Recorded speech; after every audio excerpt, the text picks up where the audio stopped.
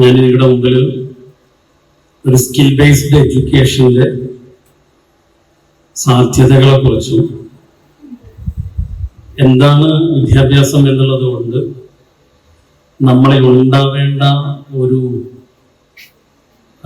Concept, അതിനെക്കുറിച്ചൊക്കെ ഉള്ള കാര്യങ്ങളാണ് സംസാരിക്കുന്നത്. If you have any type of questions, ഏത് ക്വസ്റ്റ്യൻ ഉണ്ടെങ്കിലും എന്നോട് ചോദിക്കാം. എനിക്ക് തിരിച്ച് നിങ്ങളോട് മറുപടി പറയാൻ പറ്റുമെന്നാണ് എൻ്റെ വിശ്വാസം. കാരണം എനിക്കത് അറിയില്ല എന്നുള്ളതും ഒരു മറുപടിയാകുന്നിടത്തോളം കാലം ഞാൻ സേഫ് സോണിലാണ്. അതുകൊണ്ട് ഞാൻ അങ്ങനെ കൂടി മറുപടി പറയും. ഞാൻ ഇങ്ങനെയൊക്കെ തുടക്കത്തിൽ കുറച്ചൊക്കെ സോഫ്റ്റായിട്ട് സംസാരിക്കുന്നത് നിങ്ങൾ ക്രൂരമായി എന്നെ നോക്കാതിരിക്കാനും കൂടിയാണ്. കാരണം ഈ സംസാരിക്കുന്ന സമയത്ത് പലപ്പോഴും സംഭവിക്കുന്ന ഈ സാഹിത്യ സംഭാഷണത്തിലൊക്കെ വരുന്നത് എന്തോ വലിയ സംഗതിയായിട്ട് പറയും. പറയുന്ന ആൾക്ക് നന്നായി മനസ്സിലാവും, കഴിയുന്ന ആളുകളൊക്കെ പറയുന്നത് ഭയങ്കര ആശയമെന്ന് പറയും.